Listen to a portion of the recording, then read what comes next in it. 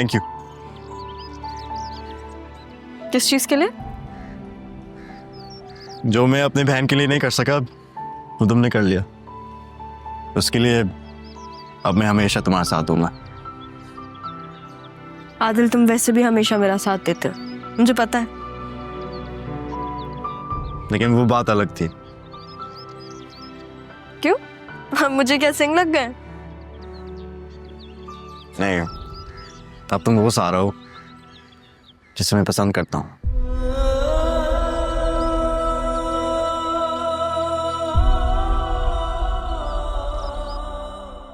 बात मुझे समझ नहीं आ रही कि ये आदिल रक्षी के लिए ऐसी बात कैसे कह सकता है। वो ये झूठ क्यों बोल रहा है?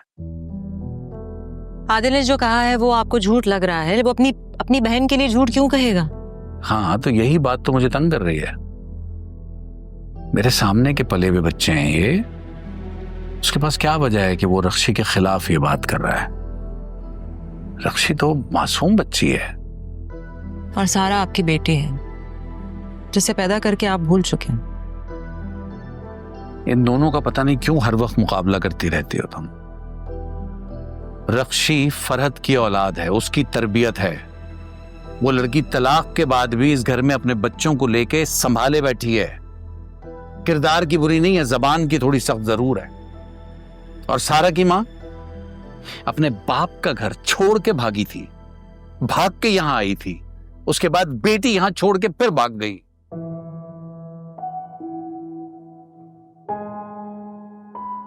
रक्षी जो है वो मासूम लड़की है, वो ये मोहब्बत जैसा गुनाह नहीं कर सकती। मोहब्बत गुनाह तो नहीं है। अरे नमाजी है, परहेजगार है वो लड़की। तो मोहब्बत भी तो ईमान ही का नाम है। क्या बात कर रही हो? किधर की बात किधर में ला रही हो? नहीं मजर, मैं सिर्फ आपसे ये कहना चाह रही हूँ कि हमारा दीन मोहब्बत करने से रोकता तो नहीं है। अरे ये मोहब्बतें करना, उसमें घर से भागना, शादियां करना गुनाह है ये। नहीं, मोहब्बत में धोखा देना गुनाह है, झूठी मोहब्बत करना गुनाह है। लेकिन आपका कसूर भी तो नहीं है ना मजर, क्योंकि आपने धोखा खाया है तो आप नफरत करने लगे हैं। वरना मोहब्बत तो ताकत होती है अगर सच्ची हो तो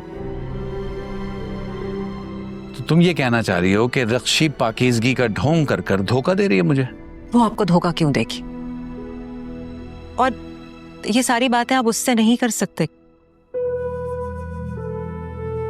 यही तो मुश्किल है, अच्छा नहीं लगता। लेकिन अगर तो वो ऐसा कुछ कर रही है तो ये सब उसके लिए अच्छा नहीं होगा।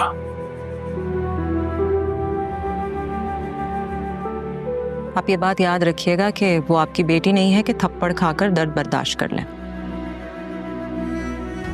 घर की पली हुई बच्ची है, उसके साथ बुरा मत कीजिए। इतने अरसे तक उसे पालते रहे हैं, पैसे देते रहे हैं, अब उसका साथ देने का वक्त आया है तो दे दीजिए।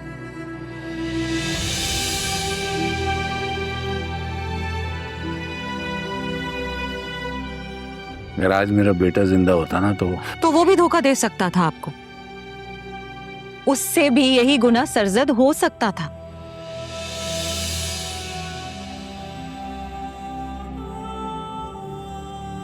मोहब्बत इतनी बुरी नहीं है जितना आप उसे समझते हैं।